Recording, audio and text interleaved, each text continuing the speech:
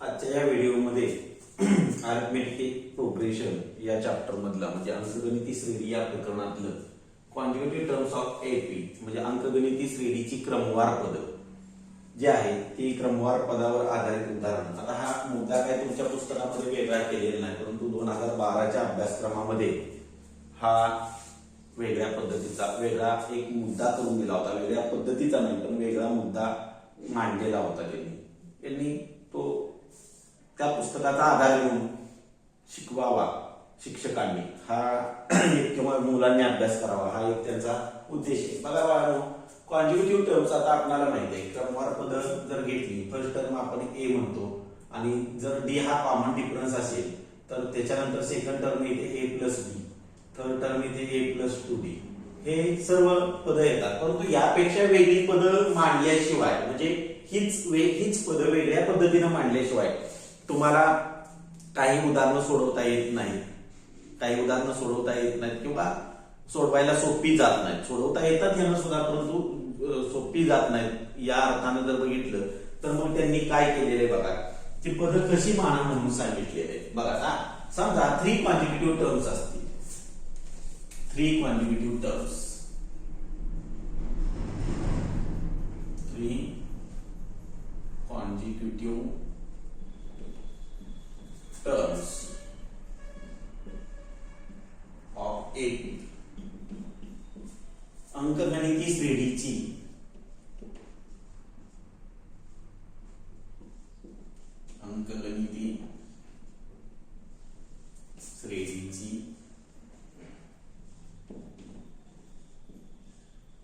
तीन क्रमवार पदे,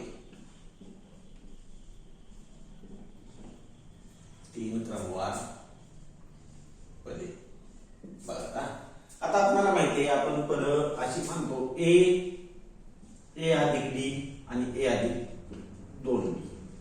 ही क्रमवार 3 पद आहेत. हे पहिलं पद आहे, हे दुसरं पद आहे आणि हे तिसरं पद आहे. परंतु त्यांनी असं नाही सांगितलं. समजा ए आणि डी याचा आधार घेऊन त्यांनी काय केलं, आता ही विषम संख्या आहे, 3 म्हणजे ही विषम संख्या आहे म्हणून याचा मध्य येणार आहे. मध्य जो येईल म्हणजे मधलं पद येईल ते तुम्ही ए माना. याच्यानंतरचं जे पद येईल ते काय माना, ए अधिक डी माना.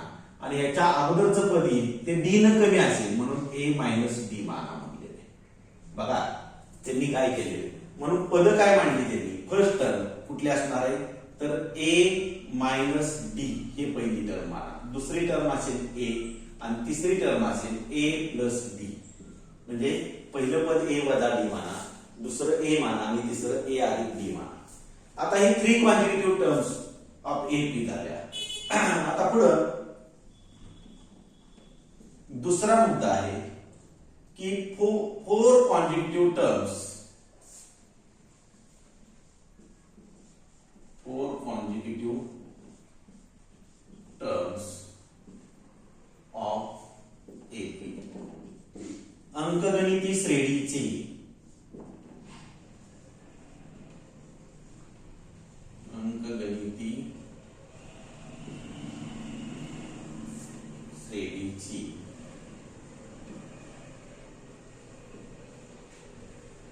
चार क्रमवार पदे, 4 क्रमवार पदे.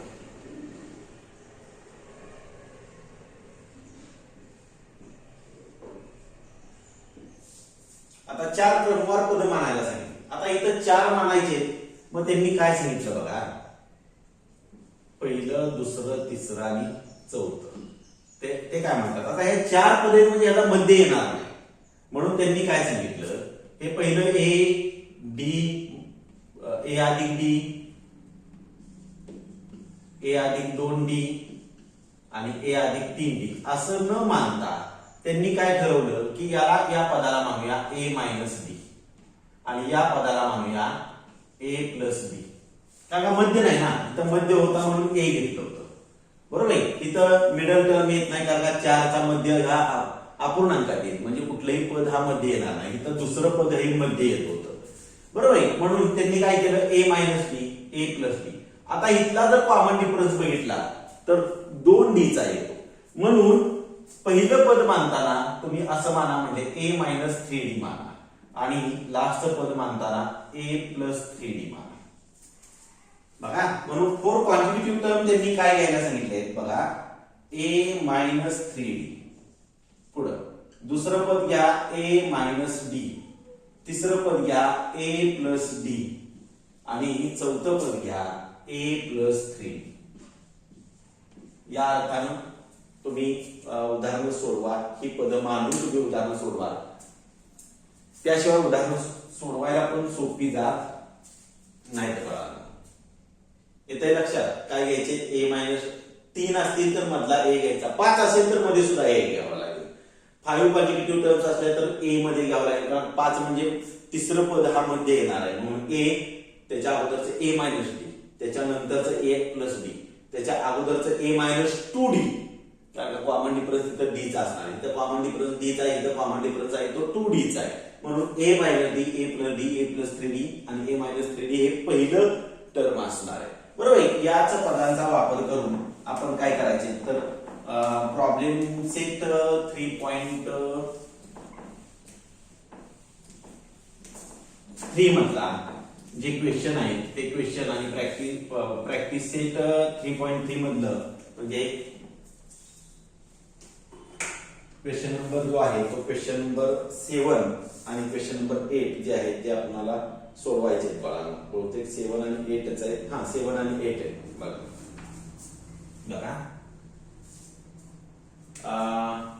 कुठला आहे प्रश्न तर प्रॅक्टिस सेट 3.3 आणि क्वेश्चन नंबर 7. क्वेश्चन नंबर 7 हा प्रश्न सोडवायचा आहे. काय सांगितलंय, in an AP sum of 3 consecutive terms is 27. In an AP sum of 3 consecutive terms is 27 and its product is 504 आणि त्यांचा गुणाकार जो आहे तो 504 आहे. त्यांचा गुणाकार जो आहे तो काय आहे 504 आहे. फाइंड दी टर्म्स, तर ते त्या श्रेणीची ती 3 पद काढायला, क्रमवार पद काढायला सांगितले आपल्याला. बरोबर आहे.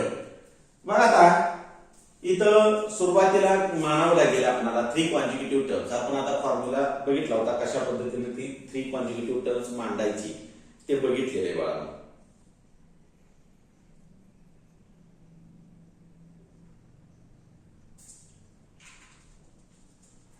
बघा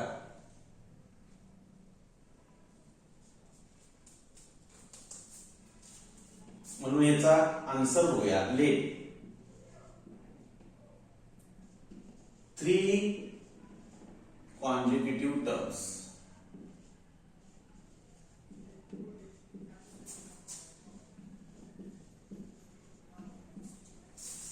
of AP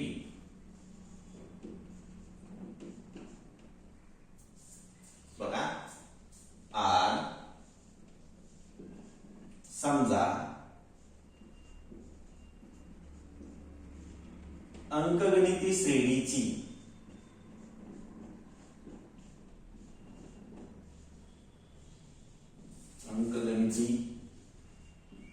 श्रेणीची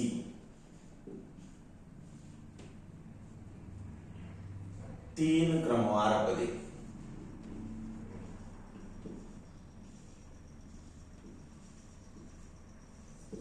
घेऊया. मला बघितली होती आपण कुठले कुठले, तर पहिलं टर्म आहे a मायनस d, बरोबर आहे. दुसरी टर्म आहे a, तिसरी टर्म आहे a प्लस d, कॉमातल्याला आहे तुम्ही लक्षात घ्या. बरोबर आहे. आता इथं 2 कंडिशन दिलेले आहेत बघा. पहिली कंडिशन दिली की सम ऑफ दिस 3 टर्म्स इज 27, म्हणजे या 3 पदांची बेरीज 27 आहे. या 3 पदांची बेरीज किती आहे 27 आहे. सो अकॉर्डिंग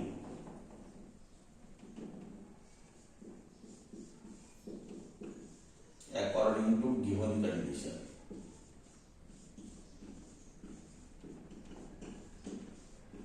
म्हणजे दिलेल्या अटीनुसार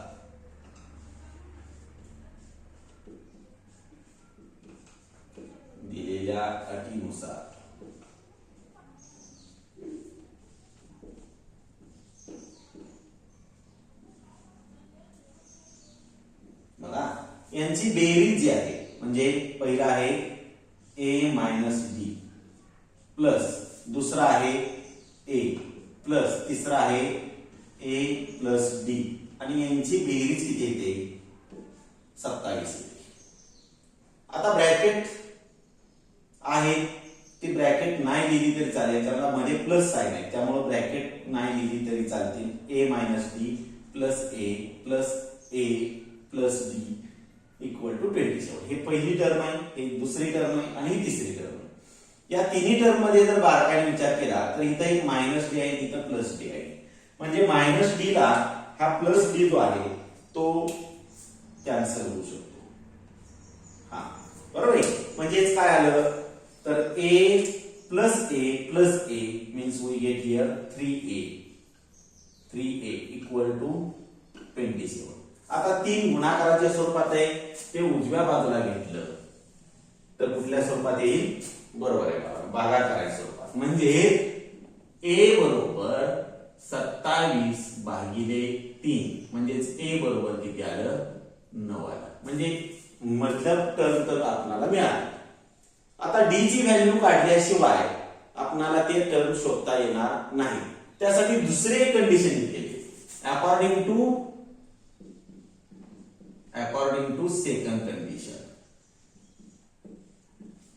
अकॉर्डिंग टू सेकंड कंडिशन दुसऱ्या अटीनुसार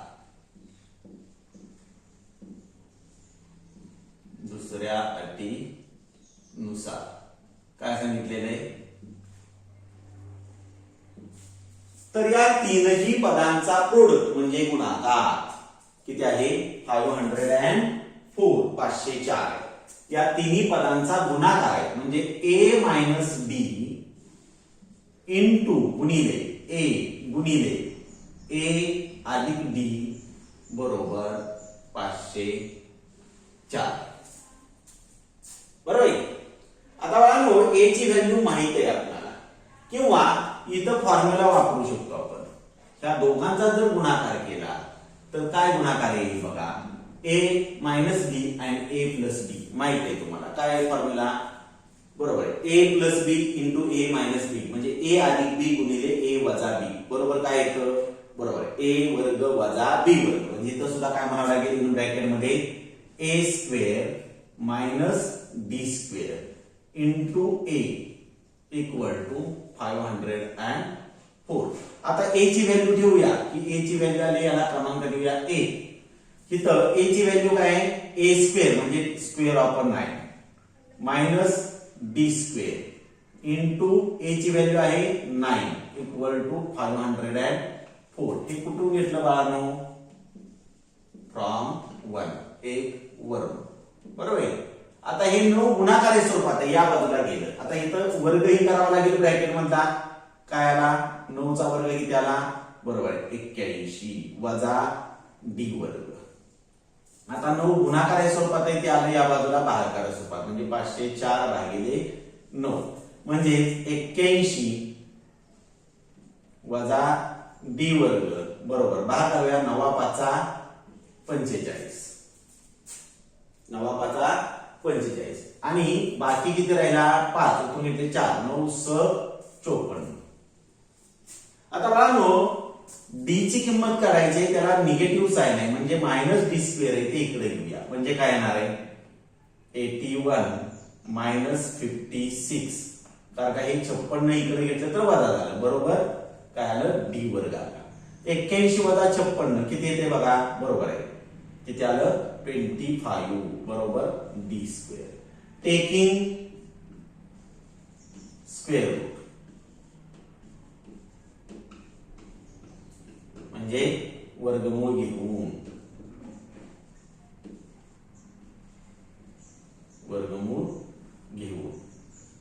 घेऊया वर्गमूळ. आता बाळांनो square root each and every positive number has two square root. One is a positive square root and another is a negative square root. प्रत्येक धन संख्येचे दोन वर्गमूळ असतात एक ऋण वर्गमूळ एक धन वर्गमूळ असतं धन आणि ऋण वर्गमूळ असतं. मग आता हा डी म्हणजे कॉमन डिफरन्स आहे बरोबर आहे. डी हा जर कॉमन डिफरन्स असेल तर तो पॉझिटिव्ह सुद्धा असू शकेल आणि निगेटिव्ह सुद्धा असू शकेल. म्हणजे याचा अर्थ इथं 2 स्क्वेअर रूट घ्यावे लागतील plus minus 5 equal to D. म्हणजे डी ची किंमत काय असणार आहे? अधिक वजा 5 असणार आहे. मग आता बाळांनो मी या बाजूला लिहितो 3 quantitative terms of AP are. Sum अंकगणिती श्रेणीची 3 क्रमवार पदे. आता हे पुसून टाकतो बा. बरोबर आहे, 3 क्रमवार पदे. आता कधी? जेव्हा म्हणजे इफ ए इक्वल टू किती आलंय आपलं 9 आणि डी इक्वल टू -5 किंवा 5, डी इक्वल टू 5. 2 उत्तर आहेत. कारण ए ची किंमत एकच मिळाली पण डी ची किंमत 2 मिळाली. एक अधिक 5 मिळाले, एक वजा 5. मी अधिक 5 न उत्तर काढतोय. म्हणजेच पहिलं पद बघा ए मायनस डी बरोबर 9 वजा 5 बरोबर किती आलं 4. पुढं ए बरोबर 9 आहे तसंच. आणि पुढं ए अधिक डी बरोबर काय आहे तर 9 अधिक 5 बरोबर 14. म्हणजे ह्या असा असेल तर पद काय येणार आहे 4, 9 आणि 14. बरोबर आहे. आता पुढं हा जरा पहिला मुद्दा बाळा घेतला. आता दुसरा मुद्दा आहे पुसतो बाळा, जागा जरा जास्त लागेल, सुटसुटीत लिखाण पाहिजे तुम्हाला. बरोबर आहे. पुढं आता काय दुसरा मुद्दा ए बरोबर 9च आहे. ए ची किंमत चेंज होणार नाही. ए एकदाच आले, एकच 9 आलेले. पण डी अधिक 5 न आपण हे एपी शोधली. आता डी बरोबर वजा 5 असेल तर डी इक्वल टू -5 असेल तर मग काय येणार बघा. पहिलं ए मायनस डी म्हणजेच 9 वजा कंसात वजा 5. वजा वजाचं काय होईल बाळांनो अधिक होईल. म्हणजे 9 अधिक 5 म्हणजेच किती आलं 14. पहिली टर्म 14.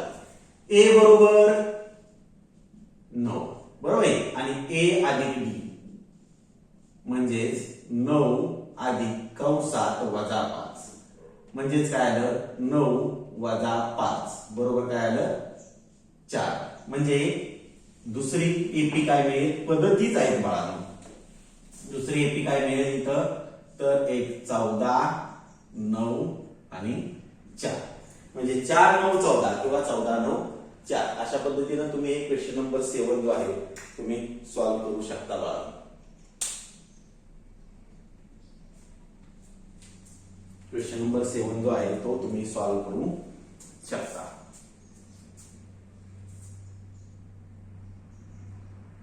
बरोबर आहे. आता पुढं क्वेश्चन नंबर जो आहे तो क्वेश्चन नंबर त्यातलाच 8 आहे. क्वेश्चन नंबर 8 आहे तो क्वेश्चन नंबर 8 घेऊया आपण. क्वेश्चन नंबर 8 घेऊया. काय सांगितलंय बघा. Find 4 consecutive terms in an AP whose sum is 12 and sum of a third and fourth term is a 14. बघा एका अंकगणिती श्रेणीची 4 क्रमवार पद अशी शोधा की त्यांची बेरीज 14 असेल 12 असेल आणि तिसऱ्या व चौथ्या पदांची बेरीज ही 14 असेल. बघा सो लेट 4 consecutive terms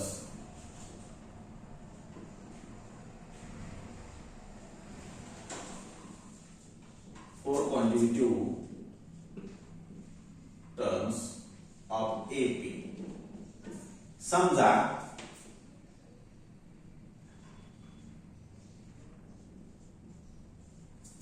अंकगणिती श्रेणीची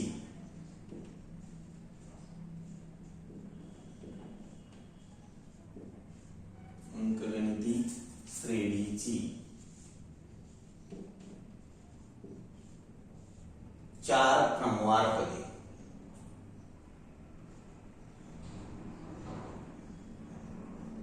चार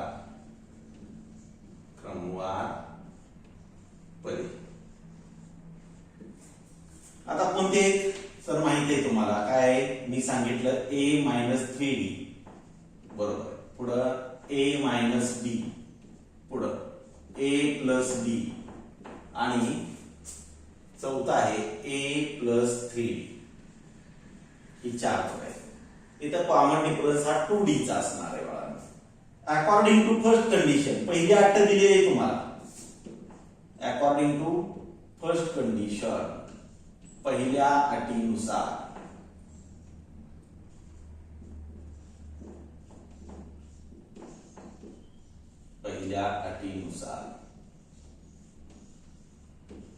काय सांगितलंय तर या 4 पदांची बेरीज, म्हणजे आता इथं बेरीज आहे, वजाबाकीचं चिन्ह इथं कुठंच क्रिया येणार नाही म्हणून मी लिहितो पहिलं पद a वजा 3d, ब्रॅकेट करत नाही बाळांनो, प्लस दुसरं पद आहे a मायनस d, प्लस तिसरं पद आहे a प्लस b, आणि चौथं पद आहे plus a plus 3d, bracket करायचं नाही कारण का प्लस साइन आहे म्हणून इथं प्लस आहे, इथं प्लस आहे, इथं प्लस आहे, इथं प्लस आहे, त्यामुळं मी काय करत नाही, ब्रॅकेट करत नाही. बरोबर किती आहे तर यांची बेरीज 12 आहे पहिल्या अटीनुसार.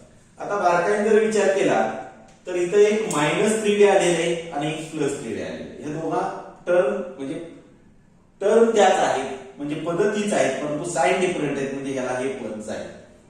बरोबर आहे. -b आणि +b हेही निघून जाईल. म्हणजे a किती वेळा राहिले बघा, 1 2 3 आणि 4 म्हणजे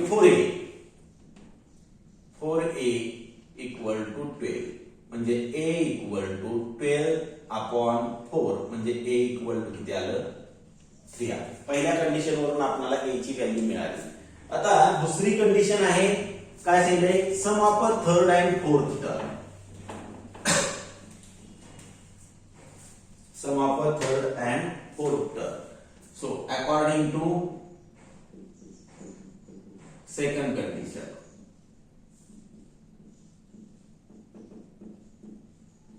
म्हणजे दुसऱ्या अटीनुसार, दुसऱ्या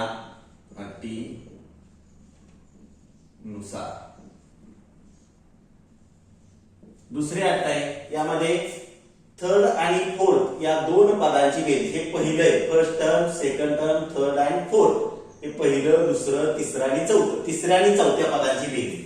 तिसरं पद आहे a अधिक d आणि चौथं पद आहे a अधिक 3d आणि यांची बेरीज येते ती 14 येते. किती येते बाळांनो 14. आता बघूया इथं ऍडिशन करूया. a प्लस a बरोबर आहे 2a plus d plus 3d 4d बरोबर किती आहे 14. आता a ची किंमत किती आहे बघा, a ची किंमत आली 3, म्हणजे 2 गुणिले 3 अधिक 4d बरोबर 14. हे कुठून घेतलं तर फ्रॉम 1 1 वरून. त्याला क्रमांक देऊया आपण 1. बरोबर आहे. आता 3 आणि 2 चा गुणाकार बरोबर आहे 6 अधिक 4d बरोबर 14. आता 4d बरोबर 14, हे अधिक 6 आहे, इकडे आलं वजा 6 झालं, म्हणजे 4d बरोबर 14 वजा 6 म्हणजे आलं 8, म्हणजेच d बरोबर 8 भागिले 4, म्हणून d बरोबर किती आलं, d बरोबर 2 आलं. आता म्हणूया सो 4 कॉन्जिक्युटिव्ह टर्म्स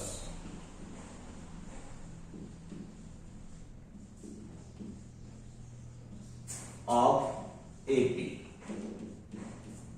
म्हणून अंकगणिती श्रेणीची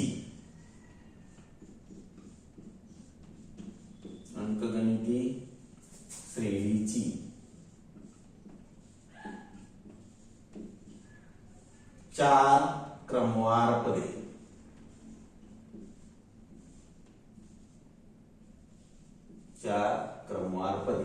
बघा.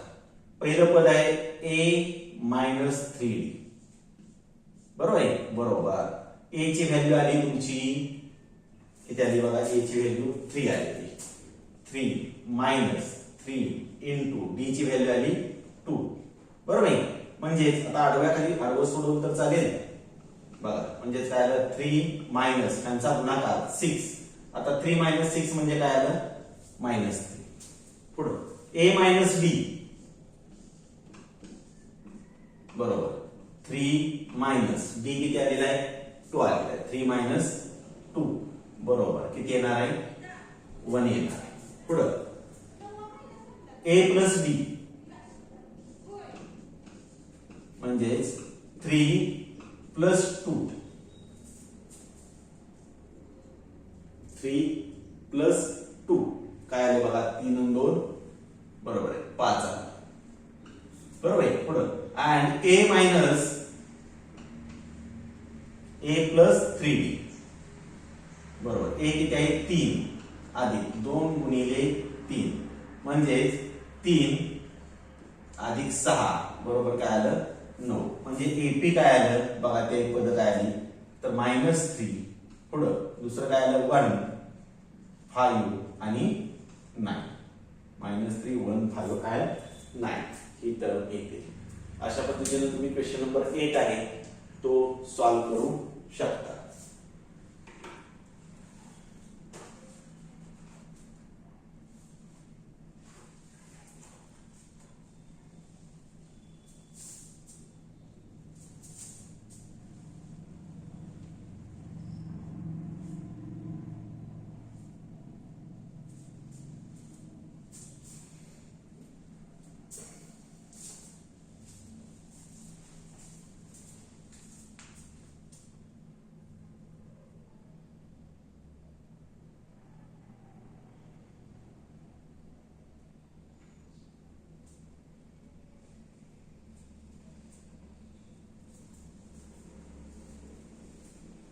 चला आता बाळांनो प्रॉब्लेम चेक 3 मधला क्वेश्चन नंबर 9 जो आहे तो बघूया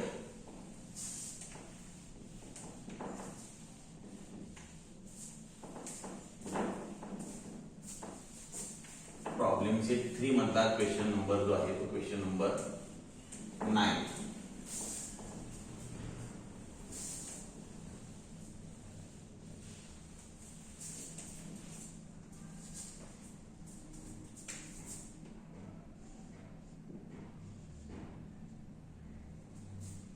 क्वेश्चन नंबर 9 काय सांगितले बघा divide 207 in 3 parts such that all parts are in AP and product of two smaller part is 4623 207 या संख्येचे 3 भाग असे करा की ते 3 भाग हे अंकगणिती श्रेणी मध्ये असतील म्हणजे ते क्रमवार पद असतील आणि त्यातल्या 2 लहान भागांचा गुणाकार जो आहे तो 2 लहान भागांचा गुणाकार हा 4623 असेल 4623 असेल बघा बाळा इथं सुद्धा जे 207 चे 3 भाग करायचे ते एपी मध्ये म्हणजे ते क्वांटिटेटिव्ह टर्म्सच असणार आहेत म्हणजे त्या अंकगणिती श्रेणीतली क्रमवार पदच असणार आहे बरोबर आहे म्हणून इथं मी म्हणतो बघा आता बाळांनो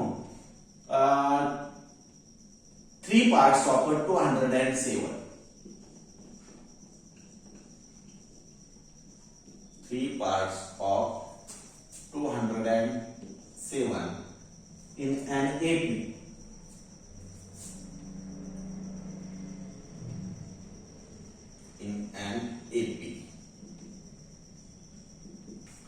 अंकगणिती श्रेणीतील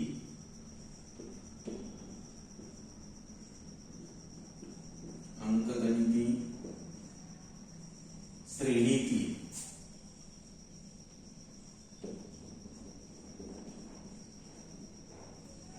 207 चे किती भाग 3 भाग आता इथं लेट म्हणायला पाहिजे होतं म्हणजे समजा म्हणायला पाहिजे होतं समजा अंकगणिती श्रेणीतील 207 चे 3 भाग कोणकोणते तर पहिला भाग आहे 3 भाग आहे म्हणजे a मायनस डी दुसरा a आणि तिसरा काय a प्लस डी आता बघा इथं एकच कंडिशन दिली ह्याच्या 2 लहान भागांचा गुणाकार 4623 आहे यामध्ये एक कंडिशन अदृश्य रूपात आहे की तुम्हाला शोधावी लागेल बघा काय एकच कंडिशन दिली या अगोदरच्या उदाहरणामध्ये आपण 2 कंडिशन बघितल्या होत्या 2 अटी दिल्या होत्या 2 या अगोदरच्या 2 उदाहरणामध्ये यामध्ये एक कंडिशन काय आहे आणि हीच कंडिशन कळणं समजणं गरजेचं आहे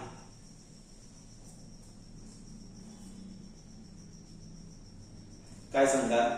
अरे हे जर 207 चे 3 भाग असतील तर माझ्या माहितीप्रमाणे हे 3 भाग एकत्र केले तर किती मिळेल आपल्याला? 207. बरोबर. एकत्र करणं म्हणजे काय? हे 3 भाग म्हणजे जसं की 100 रुपये 3 विद्यार्थ्यांना वाटले. 100 रुपये 3 विद्यार्थ्यांना वाटले. आता ते असे वाटले की किंवा 125 रुपये 150 रुपये 3 विद्यार्थ्यांना असे वाटले की ते त्यांना मिळालेले रुपये हे अंकगणिती श्रेणीची क्रमवार 3 पद्धत. बरोबर. मग आता मी काय करेन? समजा पहिल्याला 25 रुपये दिले, दुसऱ्याला 50 रुपये दिले, तिसऱ्याला 75 रुपये दिले. आता मला सांगा 25 आणि 50 मधला डिफरन्स 25च आहे. 50 आणि 75 मधला डिफरन्स फरक 25च आहे. बरोबर. पण या तिघांची बेरीज केली तर किती येते हो? 150. बरोबर. म्हणजे इथं या तिघांची जर बेरीज केली तर ती किती यायला पाहिजे? 207. सो अकॉर्डिंग टू फर्स्ट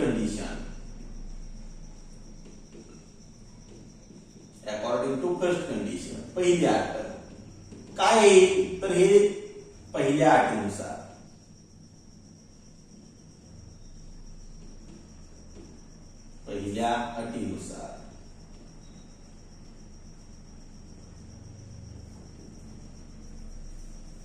या तिघांची बेरीज जर केली म्हणजे a minus D plus A plus A plus D equal to किती येणार आहे? 207. आता इथं सुद्धा तीच पद्धत आहे बघा. मायनस डी आणि प्लस डी कॅन्सल, कारण 1 मायनस 1 प्लस आहे. आता a प्लस ए प्लस ए म्हणजेच किती आलं? 3a बरोबर 207. म्हणजे a बरोबर 207 अपॉन 3. बरोबर. म्हणजेच a बरोबर किती आलं बघा? सो a बरोबर 3 7 18 आणि 3 9 27 म्हणजे एक टर्म आली 69. आता कॉमन डिफरन्स डी जर माहित झाला तर मी तिन्ही पद मांडू शकतो, तिन्ही भाग मांडू शकतो. एक भाग मला माहित झाला 69 आहे.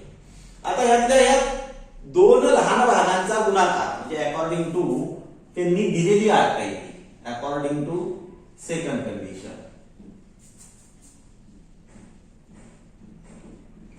म्हणजे दुसऱ्या अटीनुसार दुसऱ्या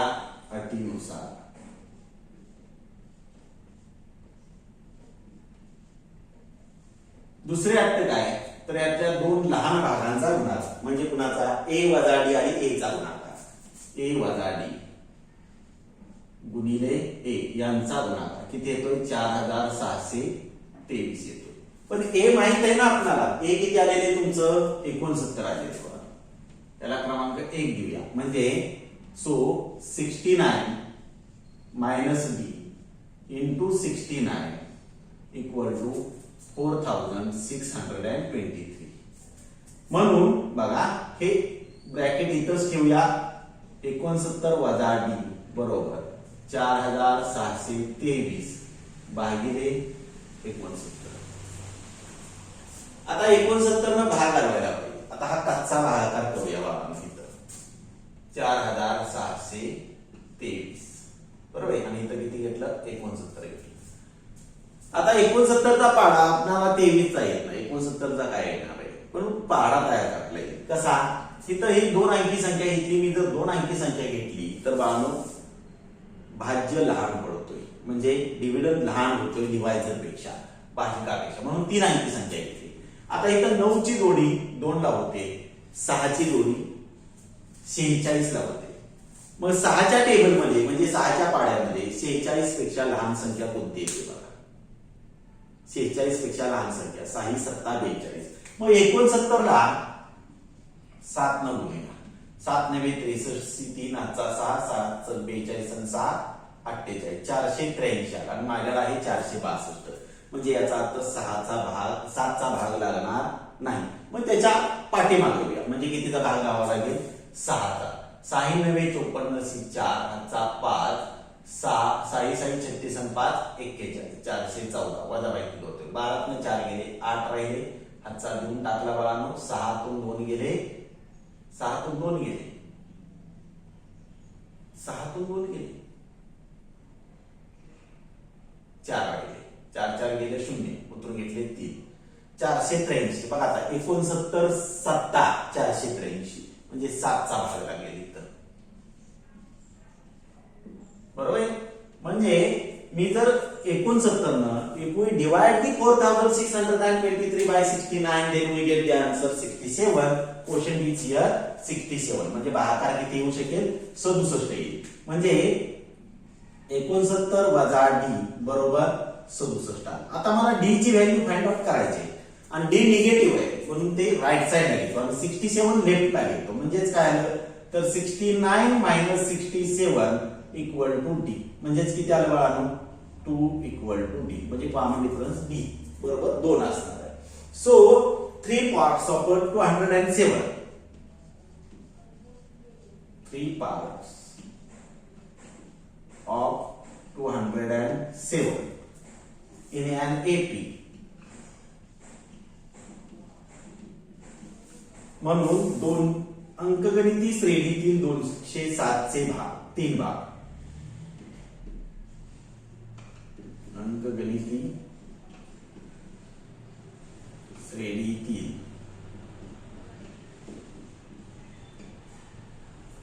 207 चे भाग.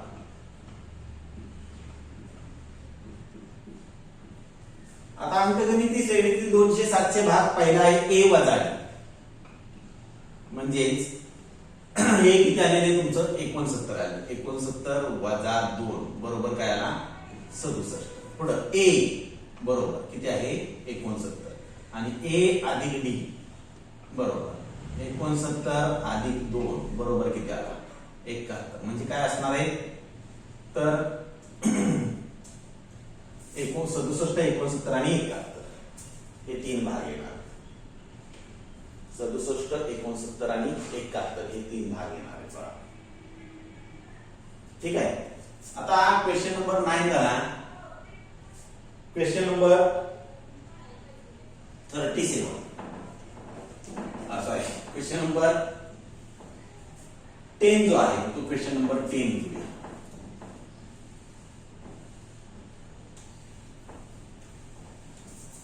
क्वेश्चन नंबर 10 10वा प्रश्न घेऊया. बरोबर आहे. आता हा 10वा प्रश्न बघूया काय दिलेला आहे. 10वा प्रश्न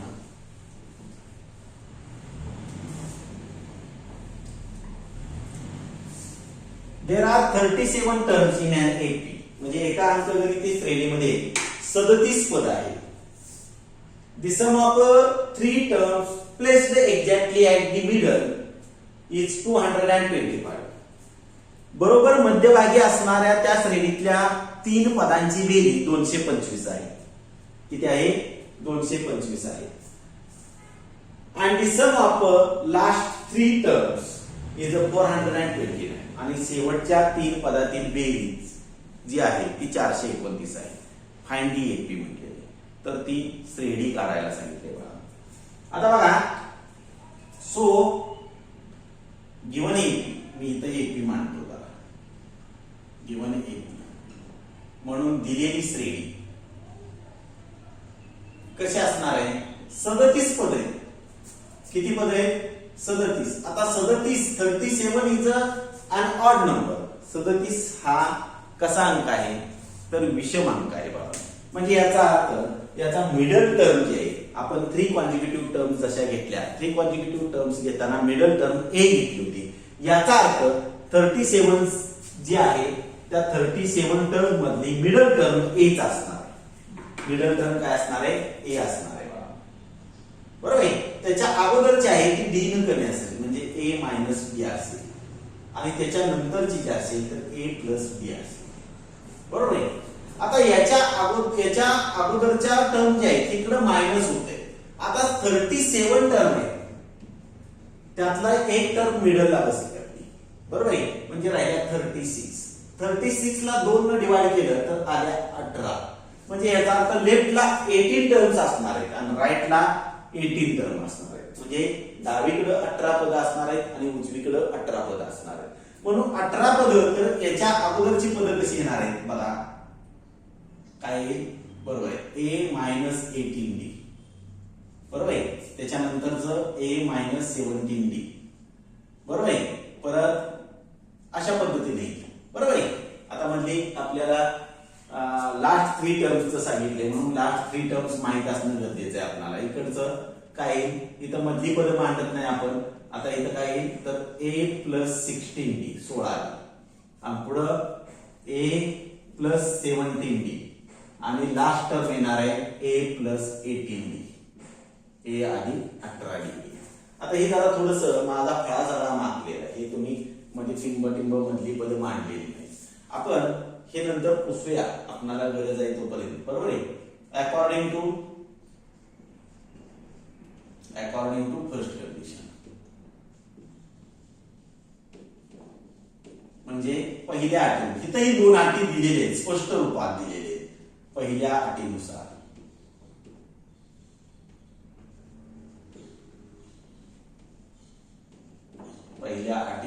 इथंही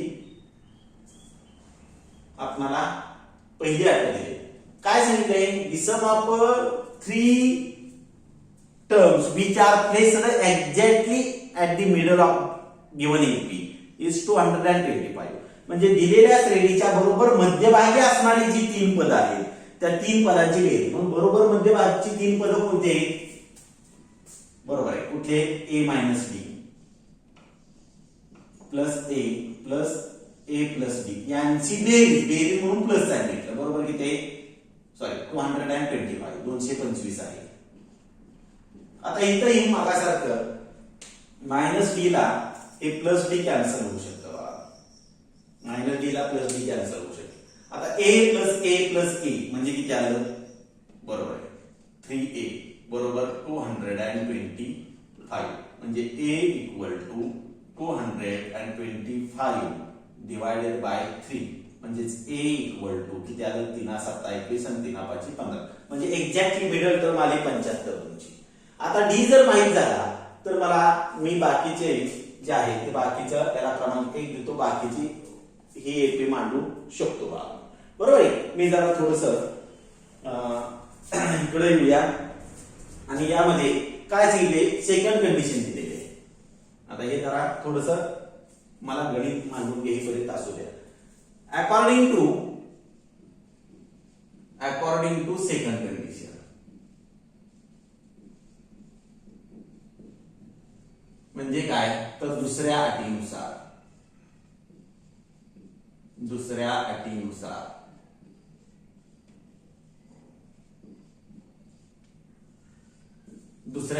काय सांगितलंय the sum of the last 3 terms is 429. शेवटच्या 3 पदांची बेरीज जी आहे ती 400 होते. शेवटची 3 पद कोणते तर a प्लस 16d, दुसरा आहे a प्लस 17d आणि प्लस a प्लस 18d. यांची बेरीज जी आहे ती 429 आहे बरोबर आहे. आता बेरीज करूया. a प्लस a म्हणजे किती आलं 3a प्लस 16 अधिक 17 अधिक 18 बरोबर आहे किती आलं 51d 51d बरोबर किती आहे 429 बरोबर आहे. आता बाळांनो इथं बारकाईने जर विचार केला तर प्रत्येकाला 3 भाग जातोय म्हणजे गणित सोपं झालं जातोय ना जातोय की डिवायडिंग each term. ही कंडिशन कळली का. ही कंडिशन लास्ट 3 टर्म्स ह्या लास्ट 3 टर्म्स आहेत आपल्या बरोबर आहे. म्हणून त्यांची बेरीज 429 घेतलेली बरोबर आहे.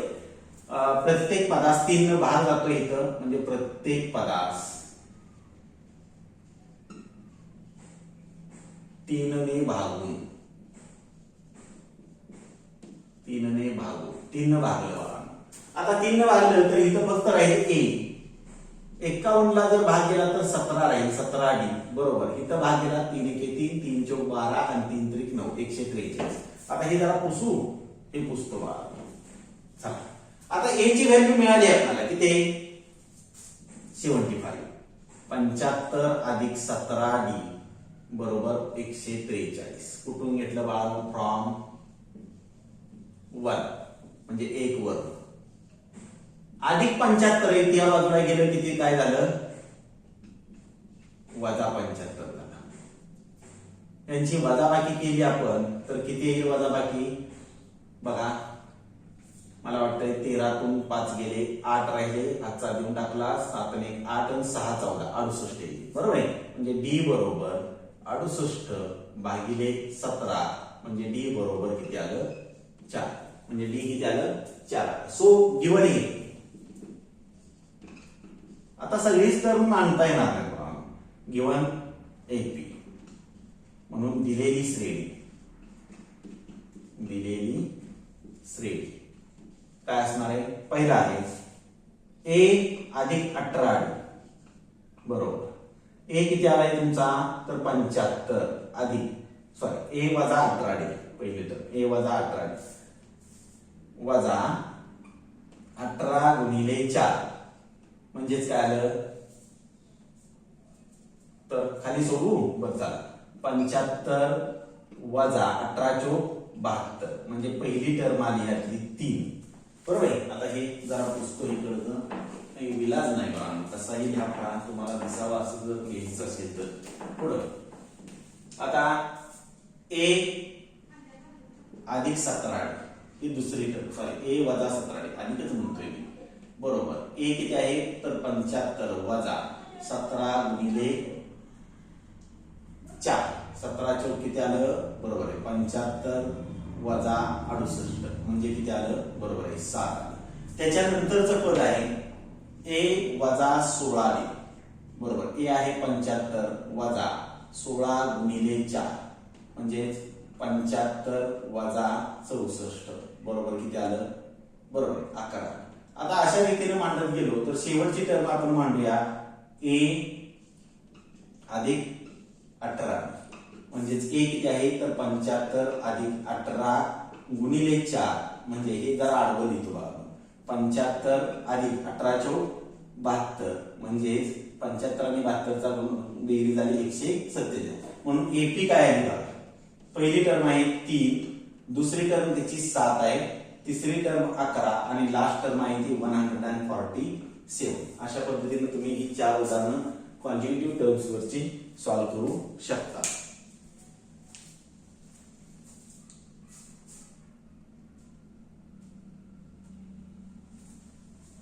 ठीक आहे. मग आज इथंच थांबूया बाळांनो. आज इथंच थांबूया. पुन्हा सांगतोय चॅनेलला लाईक करा सबस्क्राईब करा बेल आयकॉनला क्लिक करा बरोबर आहे. आता हे एक उदाहरण आहे ते मी तुम्हाला सॉल्व्ह करायला देणार आहे बघा. आणि तुम्हाला जर हा भाग आवडला हा व्हिडिओ आवडला तर याची लिंक तुम्ही तुमच्या इतर मित्रमैत्रिणींना शेअर करा. त्यांनाही चॅनेलला लाईक करायला सांगा सबस्क्राईब करायला सांगा. आजच्यासाठी आपण धन्यवाद. Have a good day.